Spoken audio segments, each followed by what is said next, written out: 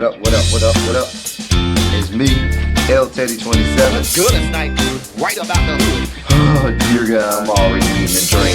Look a damn mess, just a damn mess. No means no, and yes means no. What up, what up, what up? What's good, people? What's up? It's me, L Teddy 27, and I'm back. I'm back for y'all. I am back. I'm back. This is going to be our review for PValley, Season 1, Episode 5. Now, it's called Belly. All right, so I've noticed a trend. Odd episodes are the episodes where they give us more backstory and character development. Even episodes are where they give you all of the salaciousness, all of the wow factor and all of that stuff. So I'm starting to notice a trend. I see y'all, PValley. So expect next episode for there to be more, stuff that make you go, more of that.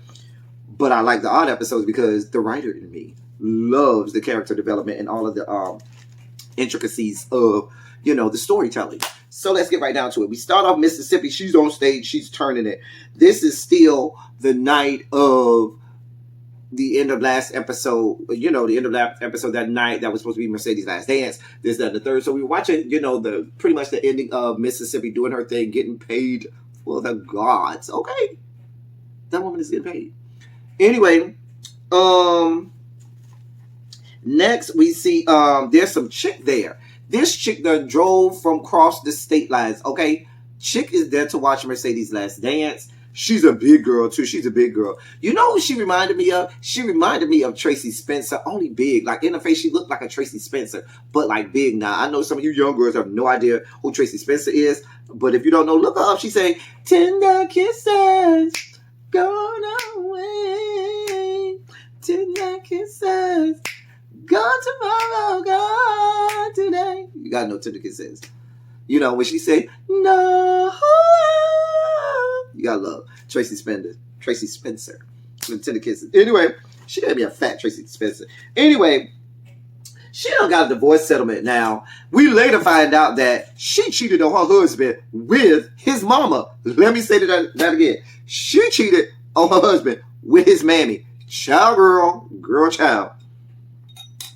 I guess she say real girls do real things. And if you're going to cheat, girl better make it good. She cheated on her husband with his mammy, honey.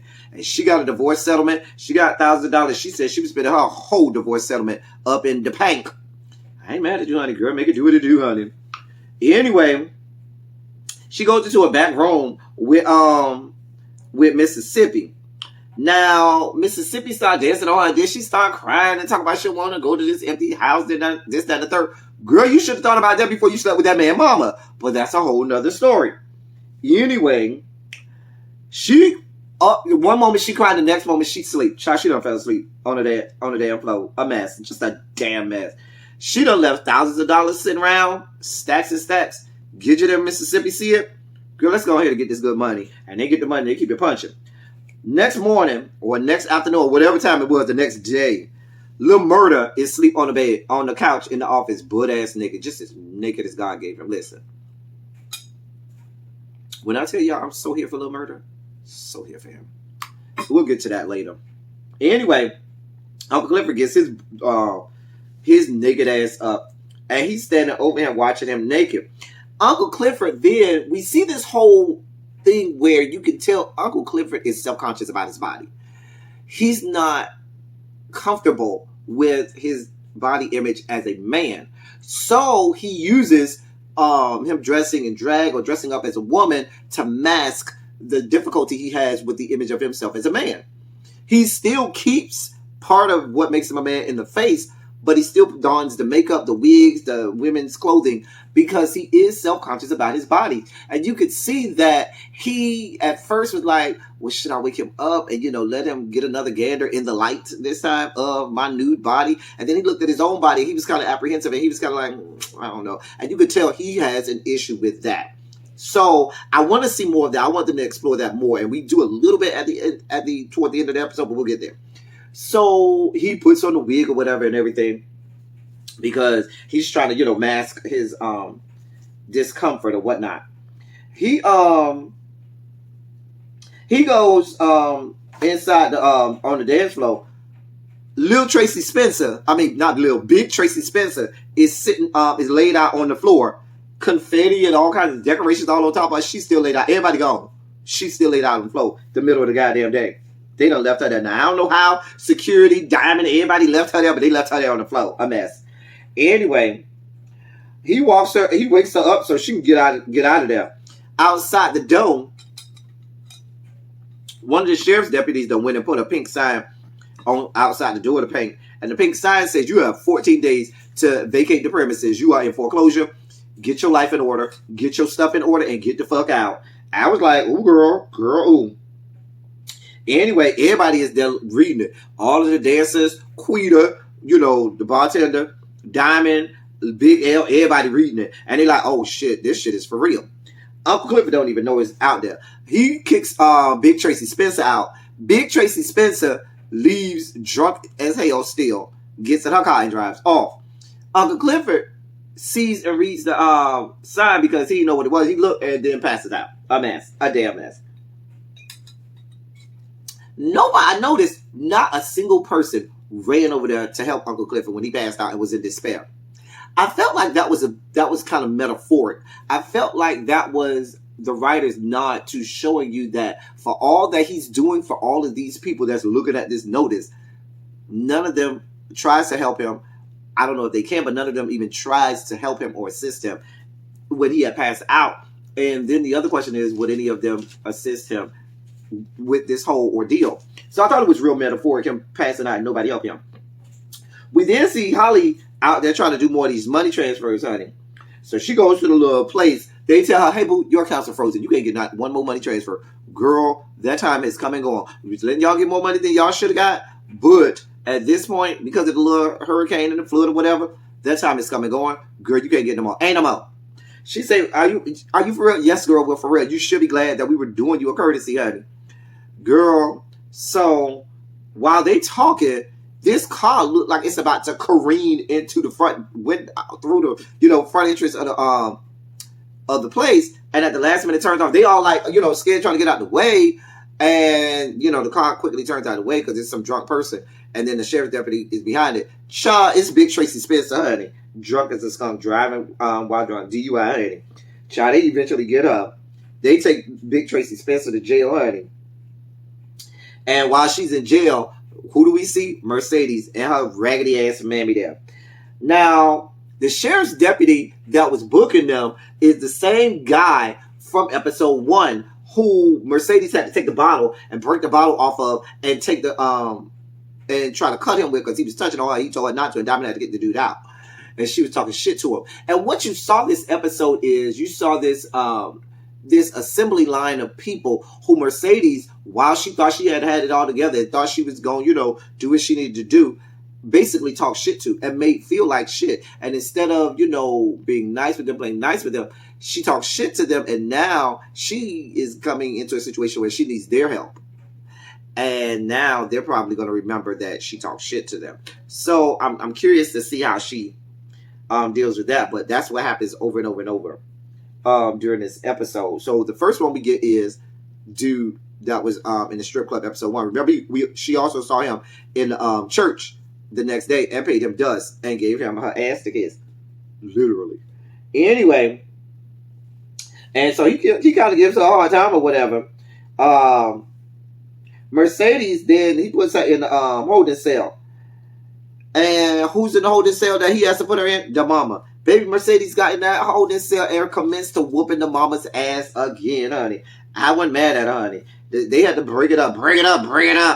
And he tells them, listen, y'all better get this shit together. If y'all don't get it together, everybody in this bitch getting extra charges put on them. You're going to have a high bill. Fuck off if you want to. So they get them to bring it up, honey, and not fight. So then we have a very important moment. Down at the jail, on the outside, talking to the sheriff, is this black guy looking for his wife.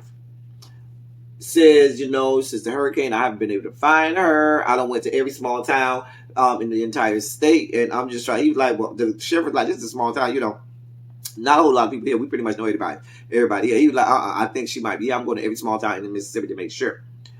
So the sheriff said, listen, email us a picture. We'll make some flyers up. We'll put a picture up and help you find out. He says, what is your name? My name is Montavious Hill. Remember, Montavious Hill is the name of the dude who Haley went and called FEMA about to see if he was there, because I think that's her husband.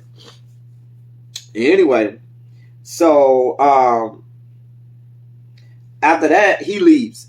On his way out, he brushes up against Uncle Clifford, who doesn't even notice him. He's in there to talk to the sheriff about this eviction. So him and the sheriff talk. He tells the sheriff, listen, I'm paying you a lot of money, and you let one of your deputies come to my establishment and put this notice on my door. What the fuck is this about? He was like, listen, this shit is above me. This is the mayor. You need to talk this over with the mayor. I'm just here. I do my job. You know, you let this girl come up in here. Well, DUI, you should have kept her together. I had to arrest somebody with a DUI because they was out of control last night. And I had to arrest one of your strippers last night because she was out of control. He was like, what stripper? She was like, Lexus. Oh, he was like, Mercedes? Yes, Mercedes. And so he was like, listen, you need to make this, talk to the mayor if you can and help me out with this, because I've been helping you out for a long time. One hand washes the other. That's why we got this going on. And he was like, I see what I can do, but that's between you and the mayor. Okay? Now, he said, well, let me go in there to see Mercedes. You can't go see her. Sure. All right, I'm going to just give you a little bit of time. So he lets her go in there to see Mercedes. So he goes in there to see Mercedes. And he tells Mercedes, listen, I'm gonna bail you out. We got a couple stacks last night. You know, I'll put that on your bail, damn the foreclosure. She was like, what foreclosure? He shows her the letter. And she was like, listen, you still owe that $55,000? You need every dime you can get. Don't worry about no foreclosure. Don't worry about me. You worry about saving every penny you got for the paint. He was like, all right, well, I'm gonna see what I can still do to try and get you out of here. Anyway, Mercedes goes off on her mother again. And because the mother tried to be disrespectful to Uncle Clifford, she goes off on her mother again and say, listen, he's been more of a mother than you could ever dream to be, honey. Get your life in order. She goes off on the mom. Big Tracy Spencer tells Mercedes about how she came all the way from the other side of Mississippi to come see her, and you know, try and talk to her about that. Meanwhile, later on, the sheriff deputy came and said, because the whole time the phone ain't been working, so they done spent all night and all morning without being able to call their lawyers or whoever they have their own phone call. So Mercedes finally gets to the call to make a call. Who she called? Gidget. Now remind you, she gave Gidget the business last episode about not saving her money, about how she ain't shit, she ain't do right by her money since she been a stripper. Bitch, get your life in order. And what does she have to do? She have to crawl back big and Gidget. Why? Because she said, you know, your number is the only number I remember. I don't remember nobody's number by heart except for yours. Gidget was like, girl, because Gidget is in there making one of her, you know, oxycodone concoction smoothies for her mama. Gidget was like, girl, oh, you know me now? You talking to me now? Girl, you want to be nice to me now? And so she was like, I see what I can do. Because she was like, my bill is $2,000. Can you help me with anything? She was like, girl, I don't know. I see what I can do. And that's what happens there. And I was like, Child. Anyway, we got Patrice was trying to talk to Mercedes and trying to get Mercedes to forgive her. Talking about God forgave me, so you can forgive me. This, that, and the third. Mercedes ain't trying to hear it. And I wouldn't be trying to hear it either. Mercedes then goes on this long tirade talking about how she was going to use this money to try and get herself in order and get herself together to get her daughter Terica back in her custody. Now we find out that in the back and forth between Mercedes and her mom that the Terica was conceived because Terica's father cheated on his wife with Mercedes, and Mercedes ended up having that baby. Now, I thought I remembered if it was last episode or the episode we met Mercedes, Terica and the lady that has custody of Terica. I thought she said that Terica's father was her brother, not her husband. Y'all correct me in the comments. I might be wrong. But the way Mercedes' mom was saying it, she was saying like the lady was his wife. And that she was taking care of Terica after her husband died, who was the baby daddy. I'm confused on that. Y'all correct me in the comment section because y'all always know more than I do. Anyway, we see Haley get ready to do another money transfer, and then she types her real first name. We never get the last name though. And before she typed out, she kind of deletes it and say, "Nah, I don't want to do that. I want to use my real name." While she's doing that, she gets a text from Gidget. Gidget does send a text to all the girls saying, "Hey, meet me down at such and such bail bondsman because we need to bond Mercedes out and help her out." So all the girls go down to the bail bondsman. And we find out from the bail bondsman that the mayor done chucked up the charges from $2,000 to $5,000. Talk about, parking violations and parking fines and all this type of shit. Now, last time I checked, this may be how they do it in small towns, I don't know. But when I check, whatever you get arrested for, that's what your bond is for. Now, they can't try and add all this extra stuff on that. Maybe I'm wrong, but where I'm from, if they tell you your bond is $2,000, that's what your bond is. They'll tack on all these extra things trying to get their money, but I don't know.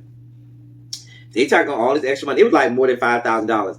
They were like, we were prepared for $2,000, but we ain't prepared for the $5,000. We don't got that kind of money. It's almost the first of the month. They go outside. And so, no, they don't go outside yet. The district damn spectful ass bail's bondsman tells them, listen, y'all need to either put up your house for collateral or put up your pussy for collateral. And baby, they went off her. Everybody beat his ass. They go outside anyway. And they were like, girl, it's almost the first of the month. We ain't got that kind of money to be wasted on Mercedes. And so get you with like, Mercedes would have did it for y'all. And y'all know we need to help her at this time. They were like, we would, but girl, this shit is real. And all that extra stuff is on her, not on us. So we was ready for the $2,000, but girl, we can't help you with $5,000+. So they all leave. And they left there with Gidget and Haley, the only ones there. And while they there talking, Gidget said, well, Haley, will Mercedes really have helped them out? And Gidget was like, child, probably not. But Gidget does tell Haley all about how Mercedes' mama stole all her money. And that's why she's in this predicament. Girl, then after that, they watch Mercedes' car get driven off on the tow truck to go to the impound. Meanwhile, back at the jail, let me tell y'all something. I really had to put this part on mute because otherwise I was going to have to fast forward. This whole, maybe about 10 or 15 minutes where Mercedes' mama is in the jail and they turned the whole jail into a church and they all seeing it for her and they all, hanging on her every word and breath. It was making my stomach turn because I don't see it for her. It was making me angry, okay? I was not here for Mercedes' mama at all. I would have fucked her up myself. I was not here for her. So what I did was I just put it on mute and said when they get to the next scene, I know what happened. Anyway, we find out Mercedes ends up getting bonded out of jail, okay? Before she gets bonded out, I saw her whisper in her mom's ear. I did turn it back on when I saw her getting up. And she whispered in her mom's ear and said, you're dead to me. I was here for it. I thought she was going to do one of those Mortal Kombat moves where she snaps her neck and kills her instantly. I would have been here for that. I would have been here for all of that if she had snapped her neck and made her, fall lifelessly to her death. But she didn't. And she walked out. And she ended up getting bonded out by Haley. And when she gets to Haley's car, baby, she breaks down. Haley said, where you going? Anywhere but here. She breaks all the way down, boohoo crying.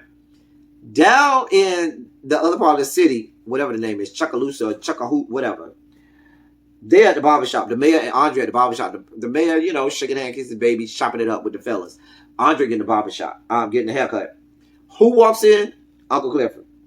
Uncle Clifford comes there and, tells the mayor, you need to make this eviction go away. What the fuck you doing? And he was like, listen, you're like a two-man. I can't wait to get rid of you. And because, he was like, I don't like you or whatever you are. It, they, it, he, she, whatever. He was real disrespectful. Now, I'm going to tell y'all that I felt some kind of way that this is the same Isaiah Washington that had some very homophobic statements about gay people some years ago. And that's why he was kicked off Grey's Anatomy. I felt some kind of way. I don't know. It was too easy for him to be real bigoted as this mayor. But I'm going to let it go. But I did feel some kind of way that it was Isaiah Washington. Anyway, he shows the mayor, hey, boo, I got these documents. Okay, and I got the confidential land appraisals, and I'm gonna go start telling people that you paying these white folks over here 2 or 3 times as much as you paying the black folks over here, and they won't want to do no business with the city at that point. And so he was like, do whatever you want to do, we gonna still get you out of here. And Uncle Clifford leaves or whatnot. And then after that, before he leaves, Uncle Clifford lets him know or alludes to, you know where I got it from. Alludes to him getting it from Andre. Because he was like, Andre, you get a whole lot of stuff without paying, huh? Letting the mayor know, check your boy, because that's where I got it from. Anyway, we did see there's some event that the people who are in charge of the casino is having.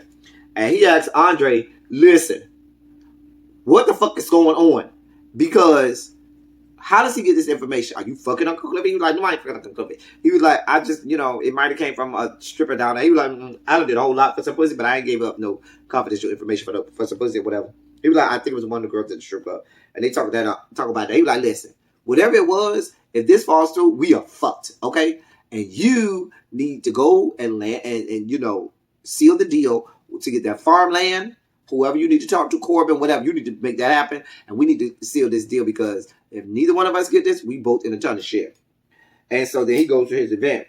Down to the paint. It's the next night. Now, Mississippi is dancing. Now, I noticed that Mississippi seems this time a little apprehensive. She seems a little tentative. And I think that what's happening is she's not ready for the pressure there is of being that bitch every night. She had been going on and on and on all episode about how somebody had videotaped her the night before and posted it on social media, and it had started going viral. And now people were having all these expectations that she was going to be that girl, and she is that girl. But now there's pressure. Now every day people are looking for you. And I don't think that she's ready for that type of limelight. I don't think she's ready for that kind of pressure, honey. Anyway, so you see her when she's dancing, she drops to the ground. And you see her, she's not like confident. She's real tentative about it. Anyway, Uncle Clifford and Big L out in the back, going through the figures and trying to figure out what they're going to do about this whole foreclosure. Lil Murder comes outside the office door. And Big L is like, how the fuck this nigga know how to get to the goddamn office? He ain't supposed to know that. And Uncle Clifford like, listen, let me handle this, okay? Don't worry about all that. You go on a break. He's like, nigga, I ain't been on no break since God was a child. Go on a break. Let me handle this. So Big L leaves. Lil Murder comes in. Now, let me tell y'all something. I told you I have been a fan of Lil Murder since episode 1. I've had a soft spot for Lil Murder since episode 1, okay? Since episode 1. I don't know. Lil Murder for me can't do no wrong. I'm always here for Lil Murder. So Lil Murder comes in now. Mind you, they play Lil Murder songs in the pink. I forgot to tell y'all. When Mississippi was dancing and stuff, again, they played Lil Murder song. So his songs, it's starting to get popular ever since he got with DJ 7 Period Class. Okay? Anyway, so Lil Murder and Uncle Clifford talk. And he said, listen, is this what we doing now? Because you act like you don't know me no more. You act like you don't want to be around me. Is this going to be a fucking go? You know what I'm saying? We going to fucking suck and just act like we don't know each other? I like you. He let him know, I like you. I want to date you. I want to take you out on a date. And so Uncle Clifford goes through this long song and dance about all of the bigotry that has happened in their city. And all of the horrific things that happened to members of the LGBTQIA plus community in that town that have gone out on these days. He was like, we can't date. He was like, listen, there's the first time for everything, and we're going to make this happen. And so they end up kissing or whatever. And you could tell that Lil Murder wants to date Uncle Clifford. Uncle Clifford gives me, there's a certain type of person that you get somebody and you feel like that person is too good for you, or you don't deserve that person, or that person is out of your league. And so you come up with comfortable excuses to explain to them as to why you shouldn't be with them, or you concoct all of the reasons in the world as to why y'all can't be together or you can't be with them in order to self-sabotage yourself and self-sabotage your whole thing that the person genuinely loves you for who you are, and you can't accept that. And it goes all the way back to when I told y'all Uncle Clifford seemed very self-conscious about his body and who he is as a person. As much as he comes off to the outside world as being this big personality and so forth, it's a mask for the fact that he really still is not 100% happy with who he is and has come to terms with his own self. And so when Lil Murder is interested in him genuinely and wants to be with him, it's like he can't accept that. He can't accept that this good thing has fallen in his lap. And he feels like, nah, this can't be for me. And so he's having all of these reasons why. And like I said, I'm here for Lil Murder. Lil Murder can't do no wrong for me. I don't care. I'm always going to be a Lil Murder apologist. Get over it. Anyway, we see the girls backstage. So then they were like, oh, Mississippi, your baby daddy, I think his name was Derek or something, is outside. She goes outside. Diamond is out there watching, making sure. Can I tell y'all how upset I was to learn that the baby daddy was white? So you mean to tell me this white boy is beating on and abusing one of my beautiful black queens? And y'all just want me to be upset with that? And he came to drop off the baby. Girl, when I tell y'all I was too outdone and too through when I learned that he was white, I was done. I was so pissed. You letting this little white boy beat on you like this 1820 and not 2020. Girl, get your life in order, Mississippi. I just wanted Diamond to come around that corner and fuck his ass up. I wanted Diamond to fuck his ass up. But child, he didn't. Then we see Mississippi on her way in. The baby was crying. So I don't know if she was going to try and go in the office or go backstage, but she passed by the office window, creeped and looked in the office window and saw Lil Murda and Uncle Clifford kissing. And they saw that she saw them. And so Lil Murda was like, shit. Uncle Clifford was like, shit, I'll go talk to her. And Lil Murda was like, nah. I'm going to go talk to her. I got this. And he was real cute. He was like real great. He was like, nah, I got this. I'm like, ooh. That gave me a good feeling down under. You know, you like when a man takes charge, honey. Anyway, so then after that, here we see Haley and Mercedes down at Haley's house. So Haley and her have this drink of Kool-Aid. She tells her, listen, I gave up on drinking like you gave up on stripping. And Mercedes was like, yeah, because I'm not going back to the pink. I'm not going back to stripping. And Haley was like, all right, do what you do. And so she talks to her a little bit about her daughter, how her daughter died. They talked about how God is the God of a second chance, this, that, and the third. And then she tells her shows her the money she has and tells her how she got the money. And so after, some talking and everything, they decided they're going to go into, do this together. Because Mercedes was like, listen, I got a friend, house arrest prison bae who stay across the street. He could do fake IDs. She was like, how many do you need? Haley said, I need 10. I got you. So they about to get this money and get these stacks again because Mercedes is trying to get her money again. Everybody talked about, Mercedes. I saw a lot of conspiracy theories about people saying that Mercedes was going to have to go back to the strip club. Mercedes ain't going back to the strip club. She's going to do these good money transfers with Miss Haley, honey. She ain't going back to the strip club. Anyway, so they all, planning out how they're going to do this, getting out, this, that, and the third with the fake IDs and so forth, coming up with names and so forth.